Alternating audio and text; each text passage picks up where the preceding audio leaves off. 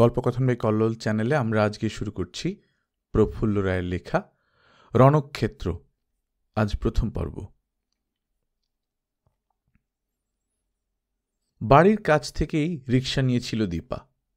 অনেকগুলো অলিগলি ঘুরে এখন সেটা সঠিক রাস্তায় এসে পড়েছে। দীপা শুনেছে ব্রিটিশ আমলে রাস্তাটার নাম ছিল রবসন স্ট্রিট। স্বাধীনতার পর কলকাতা কর্পোরেশন নাম বদলে করেছে হরপ্রসাদ সরণি। হরপ্রসাদ চৌধুরী ছিলেন বিখ্যাত স্বাধীনতা সংগ্রামী। পরাধীন ভারতে ইংরেজদের জেলে জীবনের অর্ধেক ক্ষয় করেছেন। তার নামেই এই রাস্তার নাম। জায়গাটা দক্ষিণ কলকাতায়। এখানে এলে মনেই হয় না এটা ক্যালকাটা মেট্রোপলিসের একটি অংশ। ৮০ কি ৯০ লক্ষ মানুষের এই সুবিশাল শহরের ভিড়, চিৎকার, হইচই, টেনশন, উত্তেজনা, পোড়া গ্যাসোলিনের তীব্র গন্ধ কিছুই নেই এখানে। রাস্তাটা নির্জন, চুপচাপ একটা দ্বীপের মতো। পপুলেশন এক্সপ্লোশনের এই শহরের মধ্যে থেকেও যেন হরপ্রসাদ সরণি কলকাতার বাইরে। ঝকঝকে রাস্তাটার দুধারে প্রচুর গাছপালা, দেবদারু, কৃষ্ণচূড়া বা ঝাড়াল রেন্ট্রি। আর চোখে পড়ে বিরাট বিরাট কম্পাউন্ডওয়ালা এক একটা বাড়ি, বেশিরভাগই ব্রিটিশ আমলে তৈরি। গথিক স্ট্রাকচার, মোটা মোটা থাম, সামনে সবুজ কার্পেটের মতো লন, ফুলের বাগান, টেনিস কোর্ট, লোহার ঘোরানো সিঁড়ি ইত্যাদি ইত্যাদি। সবে শীতের শুরু, সময়টা ডিসেম্বরের গোড়ার দিকে। দারুণ একটা ঠান্ডা এখনো পড়েনি, তবে উত্তুরে হাওয়া এর মধ্যেই এই শহরে হানা দিয়ে যাচ্ছে। কিছুক্ষণ আগেই ৯টা বেজেছে। কাছাকাছি কোনো একটা থানার সাইরেনের আওয়াজ থেকেই তা টের পাওয়া গেছে। দ্রুত একবার কবজি উল্টে ছোট্ট ঘড়িটা দেখে নিল দীপা। ৯টা বেজে ৭। সে জানে ১০টার ভেতর পৌঁছতে না পারলে মণিমোহন চ্যাটার্জির সঙ্গে দেখা হবে না। কাঁটায় কাঁটায় ১০টাতেই তিনি বেরিয়ে যান।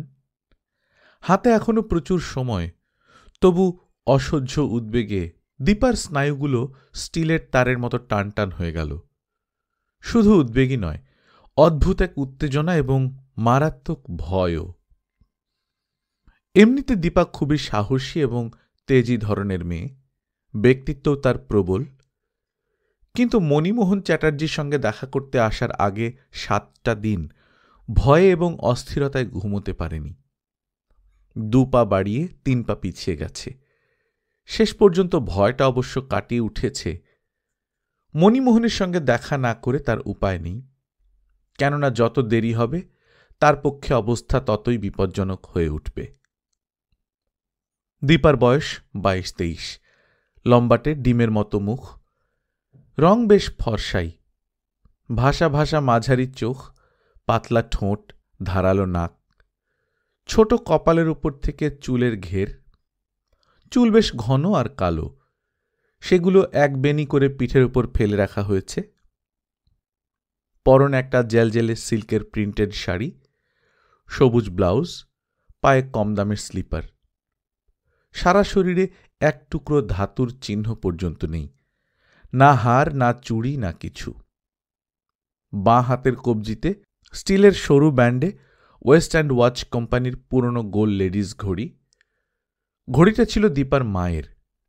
এটা তাদের বহুকাল আগের, প্রায় ভুলে যাওয়া সুদিনের স্মৃতিচিহ্ন। পায়ের কাছে মাঝারি সাইজের চামড়ার সুটকেস। সুটকেসটা যে কত বছর আগের দীপা জানে না।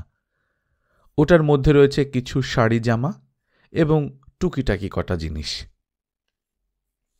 এখন এই ডিসেম্বর মাসে আকাশের কোথাও এক টুকরো মেঘ বা কুয়াশা নেই। শীতের ঝকঝকে নীল আকাশ থেকে সকালের মায়াবী রোদ সোনালি ঢলের মতো নেমে এসেছে দক্ষিণ কলকাতার এই রাস্তাটায়। ঝলমল করছে চারদিক। এত বেলাতেও রাস্তার লোকজন বেশ কম। মাঝে মাঝে ২-৪টে প্রাইভেট কার, স্কুটার কি সাইকেল হুশ করে পাশ দিয়ে বেরিয়ে যাচ্ছে। কোনো দিকেই লক্ষ্য নেই দীপার। যদিও সে মণিমোহনদের বাড়ির নম্বর জানে এবং মাস ২-৩ আগে এসে দেখেও গেছে, তবু পলকহীন পরপর বাড়িগুলো দেখে যাচ্ছে। আরও খানিকটা যাওয়ার পর মোড়ের মাথায় ৬৭ নম্বর বাড়িটা চোখে পড়ল। সঙ্গে সঙ্গে বুকের ভেতর শ্বাস আটকে গেল দীপার। এই থামো থামো! কাঁপা গলায় রিকশা থামিয়ে ভাড়া মিটিয়ে সুটকেস হাতে নেমে পড়ল দীপা। সামনেই লোহার প্রকাণ্ড গেটওয়ালা বাড়িটার গায়ে পেতলের হরফে নম্বরটা বসানো রয়েছে। গেটের দুপাশ থেকে উঁচু বাউন্ডারি ওয়াল, তার মাথা ঘন লতায় ঘেরা। গেটের ডান পাশের দেওয়ালে পেতলেরই ঝকঝকে প্লেটে বাড়িটার নাম এনগ্রেভ করে লেখা এমারেল্ড হাউস। রিকশাওয়ালা চলে গেছে। তারপর অনেকক্ষণ দাঁড়িয়ে রইল দীপা। বুকের ভেতর হৃৎপিণ্ডটা আগেই থমকে গিয়েছিল, এখন সেখানে কয়েকশো ঘোড়া একসঙ্গে দৌড়তে লাগল। মিনিট ২০-২৫ আগে রিকশায় ওঠার সময় থেকে যে ভয় এবং উৎকণ্ঠা এক মুহূর্তের জন্যও তার সঙ্গ ছাড়েনি, সেগুলো হঠাৎ হাজার গুণে বেড়ে গেল।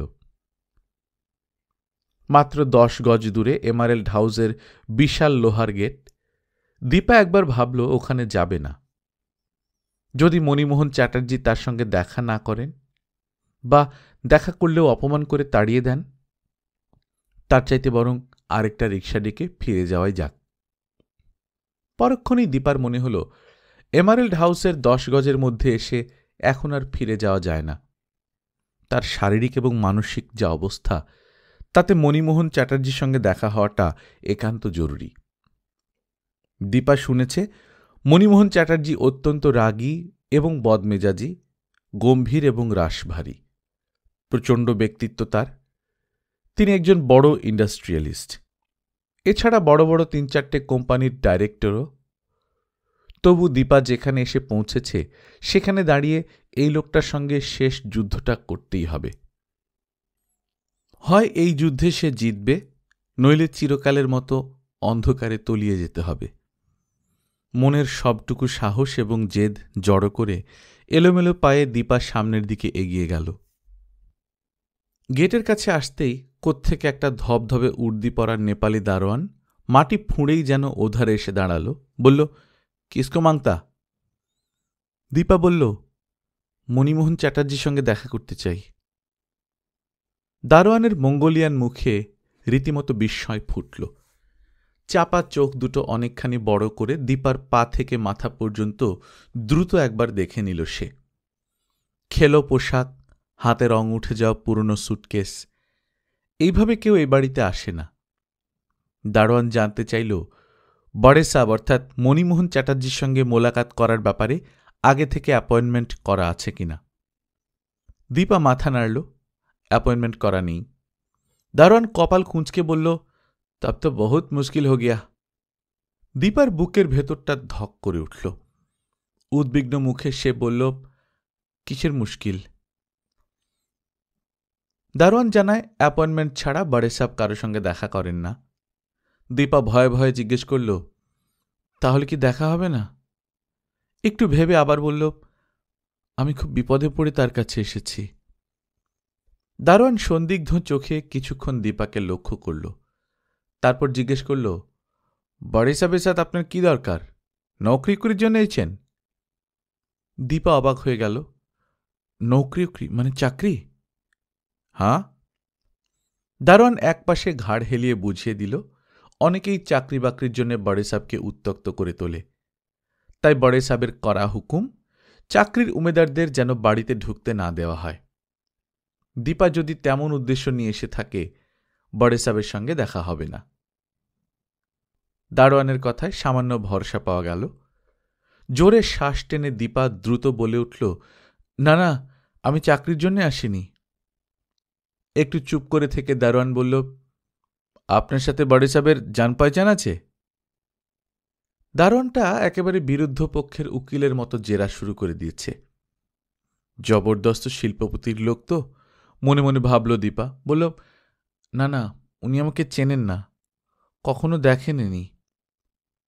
কি একটু ভাবল দারোয়ান। হয়তো দীপার চেহারা টেহারা বা পোশাক দেখে তার কিছুটা করুণাই হয়ে থাকবে। বলল, থোড়া ঠের যাইয়ে, বড়ে সাহেবের কাছে আপনার নাম কি বলবো? নাম বলে লাভ নেই, বলবেন জরুরি কাজে একটি মেয়ে আপনার সঙ্গে দেখা করতে এসেছে। ঠিক আছে। বন্ধ গেটের বাইরে দীপাকে দাঁড় করিয়ে দারোয়ান চলে গেল। সঙ্গে সঙ্গে দীপার বুকের ভেতর ঝড় বয়ে যেতে লাগল যেন। মণিমোহন চ্যাটার্জি কি তার সঙ্গে দেখা করবেন? মিনিট 3 বাদে দারোয়ানটা ফিরে এলো। আস্তে আস্তে মাথা নেড়ে বলল, মোলাকাত নেই হোগা। এমনিতে মঙ্গোলিয়ানদের ভাবলেশহীন মুখে সুখ দুঃখ আনন্দ বা হতাশা কিছুই তেমন ফোটে না। তবু দারোয়ানটাকে দেখে মনে হল মণিমোহন চ্যাটার্জির সঙ্গে দীপাকে দেখা করিয়ে দিতে পারলে সে খুশি হতো। দেখা হবে না? অত্যন্ত হতাশ দেখালো দীপাকে। তার পা দুটো থরথর করে কাঁপতে শুরু করেছে। চারপাশের দৃশ্যাবলী দ্রুত ঝাপসা হয়ে যাচ্ছে। মনে হলো সে আর দাঁড়িয়ে থাকতে পারবে না, হুড়মুড় করে হাঁটু ভেঙে ঘাড় গুঁজে পড়ে যাবে। কিন্তু কয়েক সেকেন্ড মাত্র। তারপরেই অদম্য এক সাহস এবং রাগ তার উপর ভর করল যেন। নিজের অজান্তে সে চেঁচিয়ে উঠল, দেখা না করে আমি যাব না, কিছুতেই না। দারোয়ানটা চমকে উঠল। কিছুক্ষণ আগেও যাকে ভীরু এবং কুণ্ঠিত মনে হয়েছে, খুব নিচু গলায় ভয়ে ভয়ে যে কথা বলছিল, আচমকা তাকে এভাবে চিৎকার করতে দেখলে হকচকিয়ে যাওয়ারই কথা। দারোয়ান বোঝাতে চাইল বড়ে সাহেব খুব ব্যস্ত আছেন, এখন কারোর সঙ্গে কথা বলার সময় নেই তার। ইচ্ছে হলে দীপা তার ঠিকানা দিয়ে যেতে পারে, পরে সুবিধা মতো বড়ে সাহেব যোগাযোগ করে নেবেন, তখন দীপা তার জরুরি কথা বলার সুযোগ পাবে। গলার স্বর আরেক পর্দা চড়িয়ে দীপা বলল, পরে নয়, এখনই তার সঙ্গে দেখা করতে হবে। দারোয়ান এবার ভয়ে ভয়ে বাড়িটার ভেতর দিকে তাকালো। তারপর মুখ ফিরিয়ে বলল, দিদিজি আপ যাইয়ে, চেল্লামিল্লি করলে বড়ে সাহেব বহুত গুস্সা করবেন। কণ্ঠস্বর একই জায়গায় রেখে দীপা বলল, গুস্সা করলে করবেন, তাতে আমার কিচ্ছু যায় আসে না। তুমি যদি দেখা করিয়ে না দাও আমি গেটের বাইরে বসে থাকব। বাড়ি থেকে বেরুতে তো হবেই, তখন তোমার বড় সাহেবকে ধরব। দারোয়ানকে প্রথম প্রথম সে আপনি করেই কথা বলছিল, এখন প্রচণ্ড উত্তেজনার বশে তুমি করে বলতে শুরু করেছে। দারোয়ান খুবই বিপন্ন বোধ করল। সাহেব সকালের দিকটা নিজের ফ্যাক্টরি এবং অফিসের নানা কাজকর্ম নিয়ে মগ্ন হয়ে থাকেন। এই সময় হইচই করলে কাজে মন দিতে পারেন না, ফলে ভীষণ রেগে যান। এদিকে এই অচেনা মেয়েটা চেঁচামেচি করে তাকে কি ফ্যাসাদি না ফেলেছে। তাকে থামাবার জন্যে হাত জোড় করে বলতে লাগল, আবার যাইয়ে দিদিজি, অন্যদিন আসুন, জরুর মোলাকাত করিয়ে দেব। কিন্তু দারোয়ানের কাকুতি মিনতি কিছুই কানে তুলল না দীপা। উন্মাদের মতো সে সমানে চিৎকার করে যেতে লাগল। যখন এইসব চেঁচামেচি চলছে, সেই সময় ভেতর দিক থেকে একটা আধবুড়ো বেয়ারা গোছের লোক দৌড়তে দৌড়তে গেটের কাছে চলে এলো। শশব ব্যস্তে বলল, কি হচ্ছে সব? কে এত হল্লা করছে? সাহেব রাগ করছেন? দারোয়ান কিছু বলার আগেই দীপা বলে উঠল, আমি হল্লা করছি। তোমাদের সাহেব যতক্ষণ আমার সঙ্গে দেখা না করছেন, আমি চেঁচিয়ে চেঁচিয়ে 7 পাড়ার লোক জড়ো করে ফেলব। যাও বলো গিয়ে তোমার সাহেবকে। বেয়ারাটা হতভম্বের মতো 2-4 সেকেন্ড দাঁড়িয়ে রইল, তারপর ঊর্ধ্বশ্বাসে বাড়ির দিকে ছুটল এবং একটু পরে আবার ফিরে এসে বলল, আসুন আমার সঙ্গে। দারোয়ানকে বলল, গেট খোলো। যন্ত্রচালিতের মতো দারোয়ান ধাতব শব্দ করে লোহার বিশাল গেট খুলে দিল। আগে ভালো করে লক্ষ্য করেনি দীপা। ভেতরে ঢুকতেই চোখে পড়ল নুড়ির রাস্তা সোজা সামনের দিকে চলে গেছে। সেটার একদিকে সবুজ কার্পেটের মতো লন, সেখানে অনেকগুলো গার্ডেন আমব্রেলার তলায় বেতের সোফা টোফা সাজানো। একটা মালি মোয়ার দিয়ে সমান মাপে ঘাস ছেঁটে যাচ্ছে। রাস্তাটার আরেক দিকে নানারকম মরশুমি ফুলের বাগান। সেখানে অন্য একটা মালি বড় কাঁচি দিয়ে ফুলগাছের বুড়ো পাতা বা শুকনো ডাল ছেঁটে দিচ্ছে। লনের ওধারে উঁচু কম্পাউন্ড ওয়ালের গায়ে টানা ব্যারাকের মতো খান কয়েক ঘর গা ঘেঁষাঘেঁষি করে দাঁড়িয়ে আছে। দেখেই টের পাওয়া যায় ওগুলো সার্ভেন্টস এবং মালিদের কোয়ার্টার্স। নুড়ির রাস্তাটা সোজা গিয়ে বিরাট থামওয়ালা একটা তেতলা বাড়ির সিঁড়ির কাছে থেমেছে। বেয়ারাটার সঙ্গে নুড়ির রাস্তা পেরিয়ে সিঁড়ি ভেঙে ওপরে উঠে এলো দীপা। এখানে মোটা মোটা অগুন্তি থাম লাইন দিয়ে দাঁড়িয়ে আছে। সিঁড়ির পেছনে চৌকো চৌকো শ্বেত পাথর বসানো অনেকখানি জায়গা জুড়ে বারান্দা, তারপর থেকে সারি সারি ঘরগুলো। দরজা জানলা বিরাট বিরাট, জানলাগুলোর দুটো করে পাল্লা, একটা খড়খড়ি, অন্যটা পালকাটা রঙিন কাচ। বেয়ারা একটা ঘর দেখিয়ে বলল, এখানে একটু বসুন, বড় সাহেব এখনই আসবেন।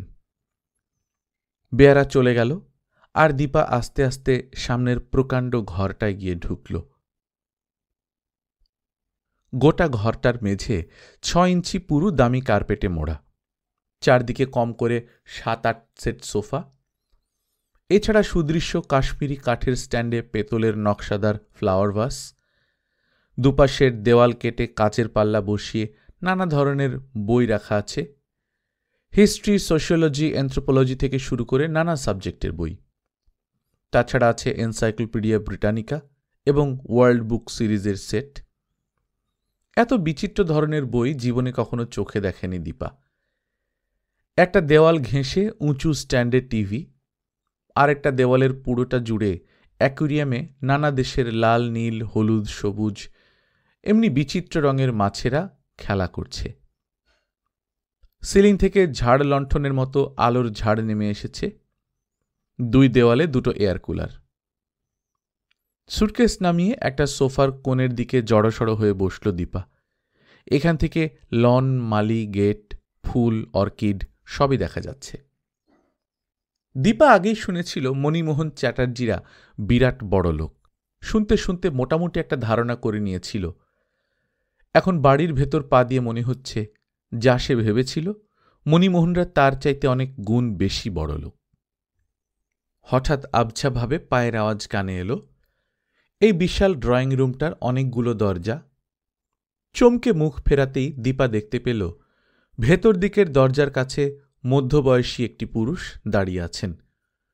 বয়স 60-এর কাছাকাছি, গায়ের রং বাদামি, 6 ফুটেরও বেশি হাইট, লম্বাটে ভরাট মুখ, চওড়া কপাল, ধারালো চিবুক, পুরু ঠোঁট এবং কঠিন চোয়াল।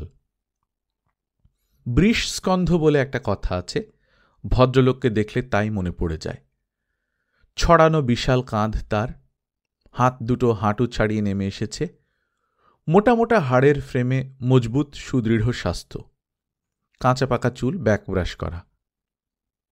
সবচাইতে বিস্ময়কর তার চোখ, গায়ের রঙের মতোই মণি দুটো বাদামি, তার তাকানোর ভঙ্গি, মোটা রোমশ ভুরু, শক্ত চিবুকের গঠন, এই সবের মধ্যে তার ব্যক্তিত্ব যতটা, তার চাইতে অনেক বেশি নিষ্ঠুরতা যেন ফুটে রয়েছে। এই মানুষটাকে ঘিরে কোথায় যেন মোটা মোটা অদৃশ্য দেওয়াল খাড়া হয়ে আছে। সেগুলো ভেঙে তার কাছাকাছি যাওয়া খুবই দুরূহ ব্যাপার। এমন এক প্রচণ্ড শক্তিমান প্রতিপক্ষের সঙ্গে যুদ্ধ করে জেতা প্রায় অসম্ভব। এমারেল্ড হাউসে আসার আগে বার কয়েক শ্বাস বন্ধ হয়ে গিয়েছিল দীপার। আরও একবার হলো 15 ফুট দূরে দরজার ফ্রেমের নিচে দাঁড়ানো মানুষটিকে দেখে। নিজের অজান্তে কখন যে উঠে দাঁড়িয়েছে দীপা টের পায়নি। সে বুঝতে পারছিল ইনি মণিমোহন চ্যাটার্জি। মণিমোহনের চোখে মোটা ফ্রেমের চশমা।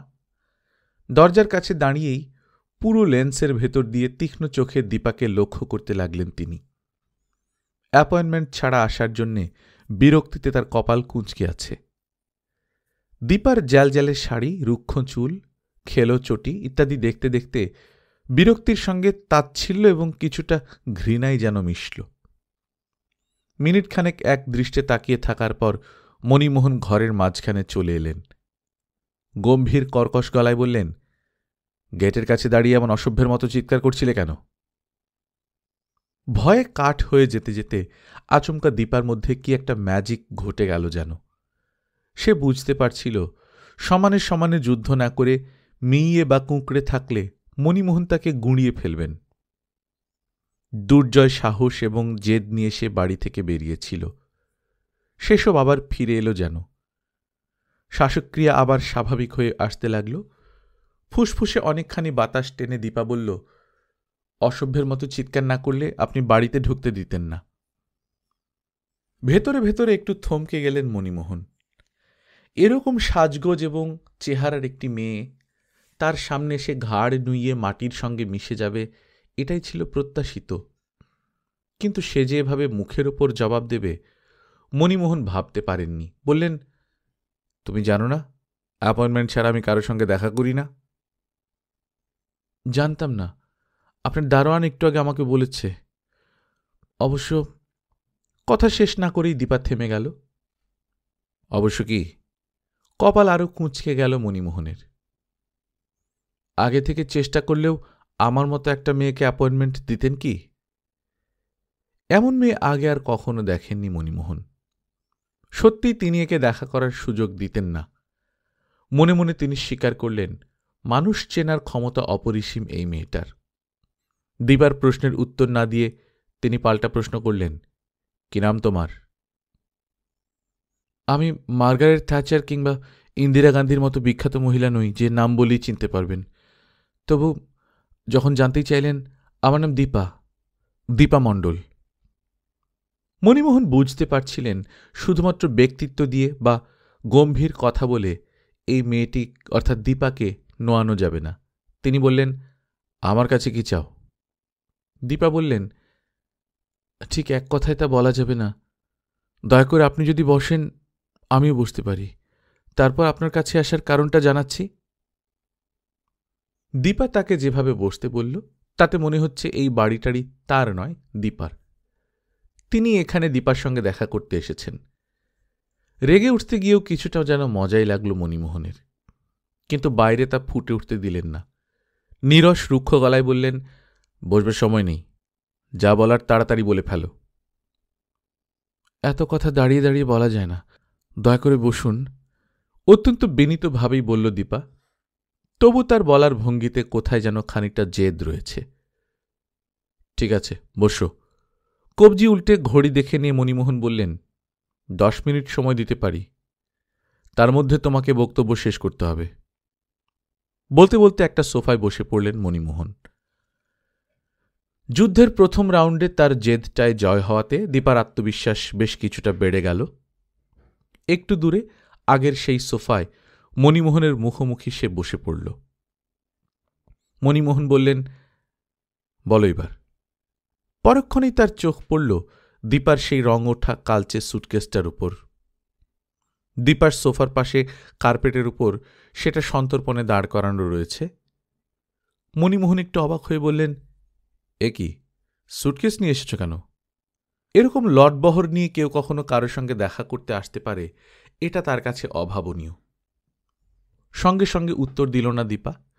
স্থির চোখে এক পলক মণিমোহনকে দেখে অন্যদিকে মুখ ফিরিয়ে নিল। এবার সে আসল জায়গায় পৌঁছে গেছে। শরীরে এবং মনে যেখানে যতটুকু শক্তি এবং সাহস ছিল ছড়িয়ে ছিটিয়ে সব এক জায়গায় জড়ো করে দীপা আস্তে আস্তে বলল, আমি এখানে থাকতে এসেছি। সুটকেসে আমার জামা কাপড় আছে। নিজের কানকেই যেন বিশ্বাস করতে পারছিলেন না মণিমোহন। তীব্র চাপা গলায় বললেন, হোয়াট? দীপা ফের একই রকম কণ্ঠস্বরে বলতে লাগল, এখানে থাকতে এসেছি, বলতে পারেন আমার অধিকার প্রতিষ্ঠা করতে চাই। দীপার কথা শেষ হতে না হতেই চিৎকার করে উঠলেন মণিমোহন, অধিকার মানে right? What do you mean? Dipa মণিমোহনের দিকে তাকাল না, চোখ নামিয়ে অনেকক্ষণ ঠোঁটের ঠোঁট চেপে শ্বাসরুদ্ধের মতো বসে রইল। মণিমোহন অসহিষ্ণু হয়ে উঠেছেন, বললেন, চুপ করে রইলে কেন? বলো কিসের অধিকার? চোখ তুলল না দীপা। মেঝের দিকে তাকিয়ে ফিসফিস করে বলল, বলতে লজ্জা করছে, তবু নিজের ভবিষ্যৎ আর আপনাদের পরিবারের সুনামের জন্য না বলে উপায় নেই। শরীরের সমস্ত স্নায়ু টান টান করে অপেক্ষা করতে লাগল মণিমোহন। দীপা এবার বলল, আমার পেটে অনিশের বাচ্চা রয়েছে। মণিমোহনের মাথার ভেতর একটা জ্বলন্ত পেরেক ঢুকে গেল যেন। কর্কশ গলায় বললেন, কে অনিশ? আপনার ছেলে। নিজের অজান্তেই মণিমোহন খাড়া দাঁড়িয়ে পড়লেন। তার শরীরের রক্তচাপ হঠাৎ যেন অত্যন্ত বিপজ্জনক জায়গায় পৌঁছে গেছে। চোখের সাদা অংশে রক্ত জমাট বেঁধে যেতে লাগল। গলার শিরগুলো দড়ির মতো পাকিয়ে উঠল। অত্যন্ত হিংস্র এবং নিষ্ঠুর দেখাল মণিমোহনকে। তার গলার পেশি ছিঁড়ে একটা জান্তব চিৎকার বেরিয়ে এলো, ইম্পসিবল, আমি বিশ্বাস করি না।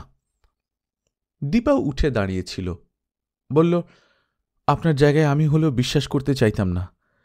নিজের ছেলের সম্বন্ধে এইসব কে আর বিশ্বাস করতে চায়?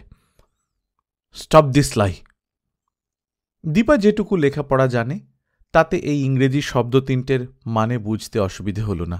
সে বলল, আমি যা বলেছি তার একটা বর্ণও মিথ্যে নয়। ধমকে চিৎকার করে আপনি আমাকে থামাতে পারবেন না।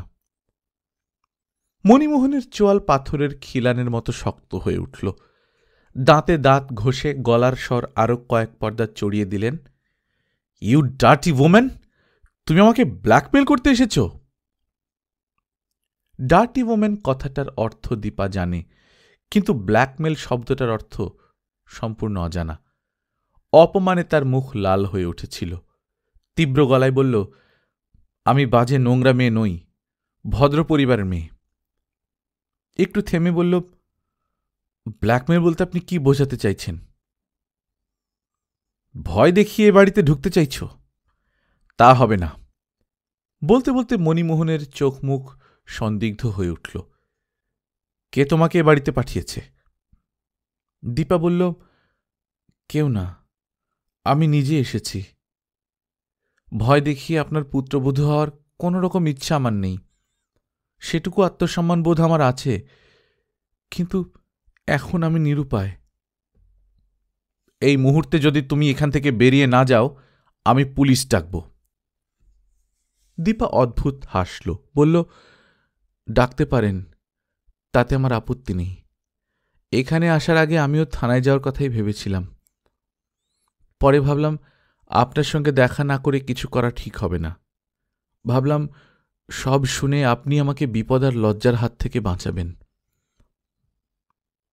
মেয়েটির স্পর্ধা দেখে অবাক হয়ে গেলেন মণিমোহন। সে যদি সত্যি সত্যি ব্ল্যাকমেলের উদ্দেশ্য নিয়ে এসে থাকে, তাহলে বুঝতে হবে এমন দুঃসাহসী ক্রিমিনাল খুব কমই জন্মেছে। কিন্তু তার অকপট মুখ, কথা বলার ভঙ্গি দেখে এক একবার সংশয় হচ্ছে মেয়েটা বোধহয় মিথ্যে বলছে না। জীবনে অসংখ্য মানুষ দেখেছেন মণিমোহন। বিপুল তার অভিজ্ঞতা। তিনি জানেন সত্যের একটা নিজস্ব জোর আছে। কিন্তু মেয়েটা যা বলছে তা যদি আদৌ মিথ্যে না হয়? না না, ভাবনাটাকে এক ধাক্কায় মাথা থেকে বার করে দিলেন মণিমোহন। তারপর আবার যখন চিৎকার করতে যাবেন, সেই সময় চোখে পড়ল ঘরের বাইরে বেয়ারা এবং মালিরা এসে জড়ো হয়েছে। উগ্র রক্তাক্ত চোখে তাদের দিকে তাকিয়ে হাত নাড়লেন মণিমোহন। যাও, কি দরকার এখানে? বলে তার খেয়াল হল এভাবে চেঁচামেচি করাটা ঠিক হয়নি। এ জাতীয় নোংরা জঘন্য ব্যাপার, তা যতই মিথ্যে হোক, চাকর বাকরদের কানে যাওয়া ঠিক নয়। তারা এই নিয়ে চারদিকে চাউর করে বেড়াবে। মালি এবং বেয়ারারা ঊর্ধ্বশ্বাসে পালিয়ে গেছে। মণিমোহন আবার দীপার দিকে ফিরলেন। রাগ, উত্তেজনা, হিংস্রতা এবং প্রবল রক্তচাপে তার মাথার ভেতরটা টকবক করে ফুটছিল। কিন্তু এবার আর বিস্ফোরণ ঘটতে দিলেন না। প্রাণপণে গলার স্বরটা অনেকখানি নামিয়ে আস্তে আস্তে মণিমোহন বললেন, সিট ডাউন। দীপা বসলে মণিমোহনও ফের মুখোমুখি বসলেন। মাথার ভেতর যাই চলুক, খুব শান্ত গলায় জিজ্ঞেস করলেন, তোমরা কোথায় থাকো? ঢালিপাড়ায়। মানে রেললাইনের ধারের বস্তিতে? ঠিক বস্তিতে নয়, বস্তিতে ঢোকার মুখে যে গলিটা রয়েছে, অঘোরনন্দী লেন, তারই একটা বাড়িতে। বাড়ির নম্বর কত? 13। এত কথা যে মণিমোহন জিজ্ঞেস করছেন সেটা অকারণে নয়। তিনি বুঝতে পারছিলেন দীপা ভয় পাওয়ার মেয়ে নয়। তর্জন গর্জন বা ধমক ধামক দিয়ে তাকে দমানো যাবে না। তাকে নাড়াচাড়া করতে হবে অন্যভাবে। সেজন্য তার সম্পর্কে খুঁটিনাটি অনেক কিছু জানা দরকার। মণিমোহনের কণ্ঠস্বর এবং ব্যবহার হঠাৎ যেভাবে বদলে গেল তাতে অস্বস্তি বোধ করল দীপা। এতক্ষণ অনবরত হুমকি দেওয়ার পর তার এই নতুন চালটা ঠিক বোঝা যাচ্ছে না। ভেতরে ভেতরে সে খুবই সতর্ক হয়ে রইল। মণিমোহন এবার বললেন, কে কে আছে তোমার? দীপা স্থির চোখে মণিমোহনের দিকে তাকিয়ে বলল, বাবা মা আর ছোট ভাই। বাবা কি করেন? কিছু না, একটা লোহার কারখানায় কেরানি ছিলেন। 3 বছর হলো কারখানা বন্ধ হয়ে গেছে, আর কোথাও কাজ পাননি। ভাই ছোট না বড়? 2 বছরের ছোট। সে কিছু করে? না, ক্লাস 8 পর্যন্ত পড়েছিল, মাইনে দিতে না পারায় স্কুল থেকে নাম কেটে দিয়েছে। ওই পড়াশোনায় চাকরি হয় না, এখন মস্তানি করে বেড়ায়। I see. তাহলে তোমাদের সংসার চলে কি করে? আমি ঢালিপাড়ার প্রাইমারি স্কুলে মাস্টারি করি, আর সকাল বিকেল টিউশনি, এতে কোনো রকমে চলে। কতদূর পড়াশোনা করেছ? কোনো রকমে হায়ার সেকেন্ডারিটা পাশ করেছি। তাহলে তুমি ছাড়া রোজগার করার আর কেউ নেই? না। মণিমোহনের হঠাৎ কিছু মনে পড়ে গেল। ব্যস্তভাবে ঘড়ি দেখে বললেন, তোমাকে 10 মিনিট সময় দেব বলেছিলাম, 42 মিনিট পেরিয়ে গেছে, এবার আমাকে উঠতে হবে। দীপা চমকে উঠে বলল, আমার আমার কি হবে? মণিমোহনের চোখের বাদামি তারা থেকে এবার আগুন ছুটতে লাগল। দাঁতে দাঁত চেপে চাপা গলায় তিনি বললেন, বদমাশ মেয়ে, যার ভাই মস্তান, বাবা বেকার, যারা বস্তিতে থাকে, আমি তাকে ছেলের বউ করে ঘরে তুলব? তুমি ভেবেছ কি ব্ল্যাকমেল করার জায়গা পাওনি? ব্ল্যাকমেল শব্দটার মোটামুটি একটা মানে আন্দাজ করে নিয়েছিল দীপা। তীক্ষ্ণ গলায় বলল, আমি আপনাকে ব্ল্যাকমেল করতে আসিনি। তুমি যা বলছো তার প্রমাণ কি? ঠোঁট টিপে দীপা কি যেন ভাবল, তারপর জোরে শ্বাস টেনে বলল, অনিশ বাড়ি আছে? মণিমোহন হকচকিয়ে গেলেন। তাকে দিয়ে কি হবে? দয়া করে তাকে এখানে ডাকান, আমার অবস্থার জন্য কে দায়ী প্রমাণ করে দেব। ঠিক আছে।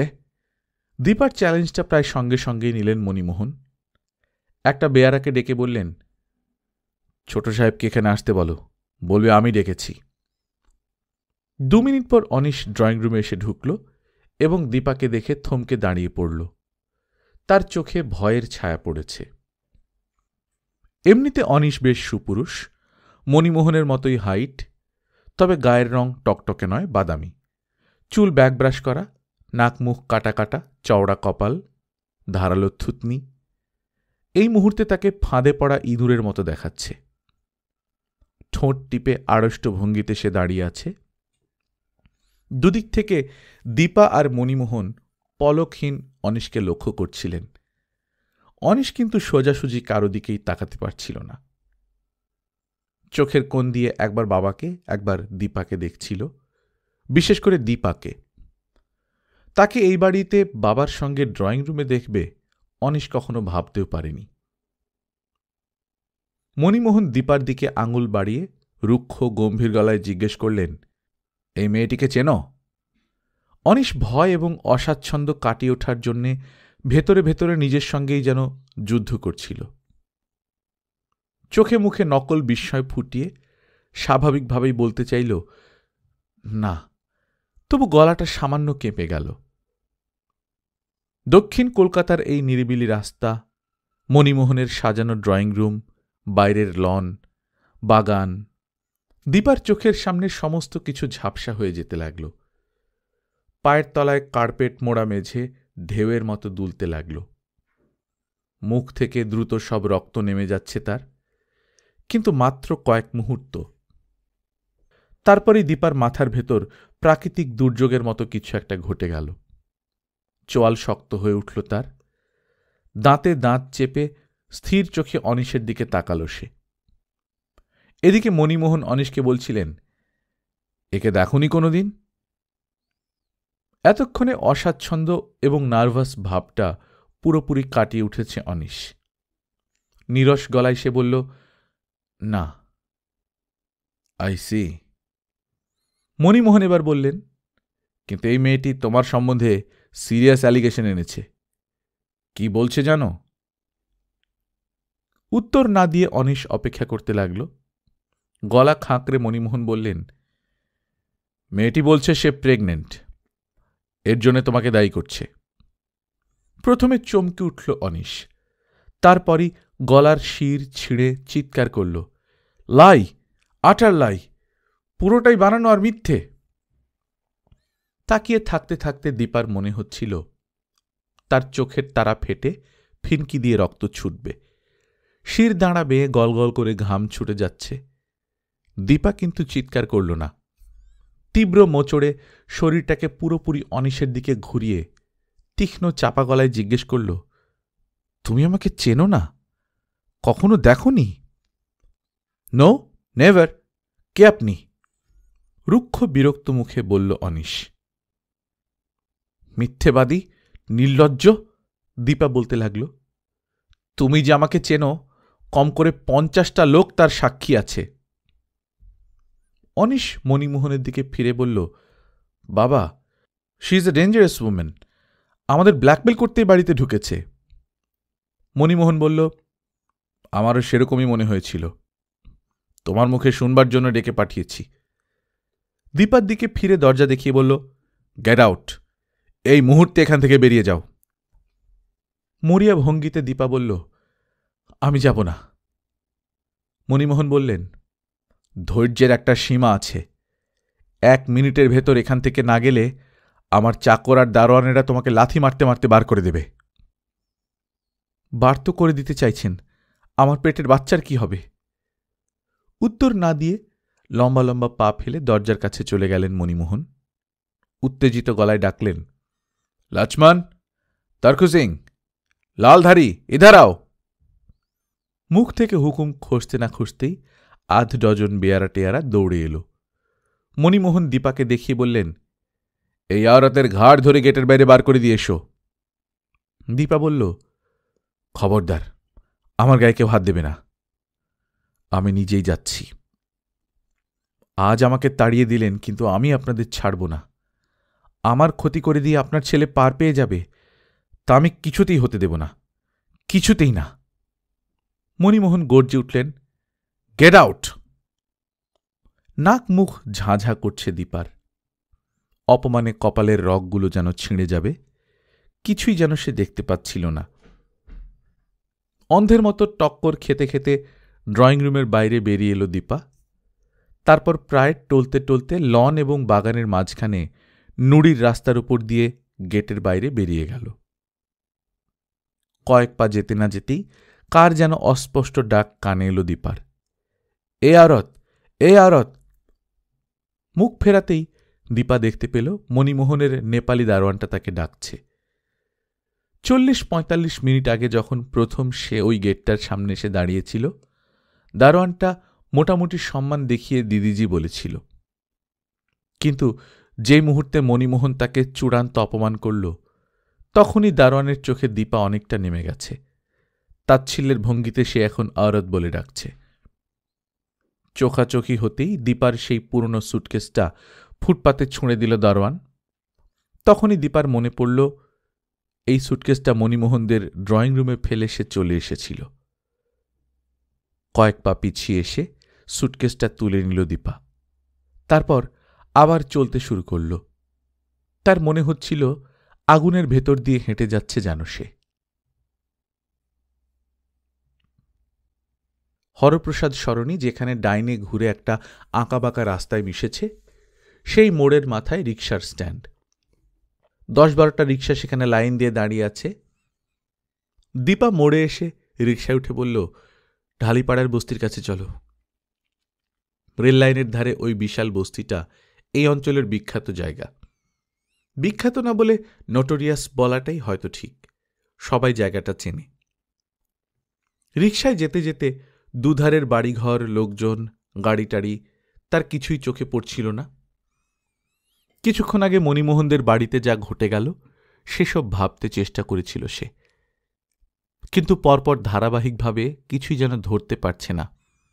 ভাবনাটা ছিঁড়ে ছিঁড়ে যাচ্ছে, তবে সব কিছু ছাপিয়ে বারবার অনিশের মুখটা তার চোখের সামনে ফুটে উঠছে। ধূর্ত বেড়ালের মতো স্বরটুকু খেয়ে গোঁফ মুছে অনিশ তার জীবন থেকে সরে পড়েছে। অথচ এতদিন তাকে কি বিশ্বাসী না করেছিল দীপা। অসীম নির্ভরতায় নিজের সব কিছু তার হাতে সঁপে দিয়েছিল। এর পরিণতি কি হতে পারে একবার চিন্তাও করে দেখেনি। কিন্তু তার পেটে যে বাচ্চাটা এসেছে, একটু আগে তার দায়িত্ব পুরোপুরি অস্বীকার করল অনিশ। শুধু তাই নয়, অনিশ পরিষ্কার জানিয়ে দিয়েছে দীপাকে সে চেনে না, এমনকি কখনো দেখেনি পর্যন্ত। মানুষের এই বিশ্বাসঘাতকতা তার মাথার ভেতর জ্বলন্ত পেরেকের মতো বারবার বিঁধে যাচ্ছিল। দীপা অনিশ এবং মণিমোহনকে জানিয়ে এসেছে সহজে তাদের ছাড়বে না, কিন্তু তারা সোসাইটির একেবারে নিচের লেভেলের মানুষ। তাদের কোনো জমকালো পারিবারিক ব্যাকগ্রাউন্ড নেই, আত্মীয় স্বজনদের মধ্যে পুলিশ অফিসার, এমএলএ বা মন্ত্রী খুঁজে পাওয়া যাবে না। আর অনিশরা, ওরা আছে সোসাইটির সবচাইতে উঁচু স্তরে, অগাধ টাকা ওদের, প্রচুর ক্ষমতা, চারদিকে প্রচণ্ড ইনফ্লুয়েন্স। রাগ এবং উত্তেজনার ঝোঁকে দীপা তো শাসিয়ে এলো, কিন্তু ওই রকম প্রবল শক্তিমান প্রতিপক্ষের বিরুদ্ধে সে লড়াই চালাবে কিভাবে? তার ক্ষমতা কতটুকু? এই অসম যুদ্ধে ওরা ইচ্ছে করলে তাকে গুঁড়িয়ে শেষ করে ফেলতে পারে। কিছুক্ষণ আগেও শিরদাঁড়া টান টান করে দীপা অনিশ এবং মণিমোহনের সঙ্গে দাঁতে দাঁত চেপে সমানে লড়ে গেছে, কিন্তু এখন উত্তেজনা কেটে যাওয়ার পর স্নায়ুগুলো ক্রমশ আলগা হয়ে যাচ্ছে।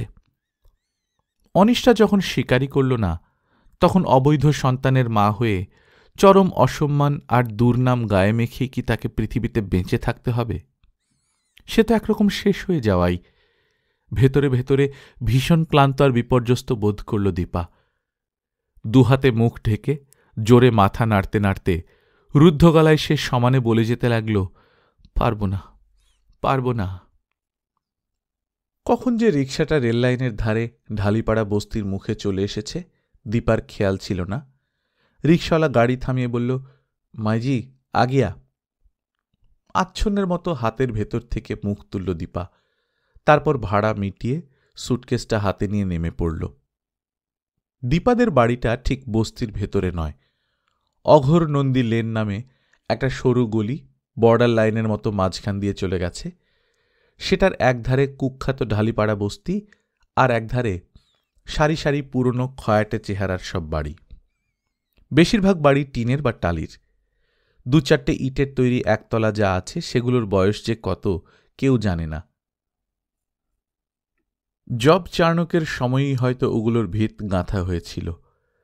এইরকম একটা বাড়িতেই আরও 3টে ভাড়াটের সঙ্গে দীপারা থাকে।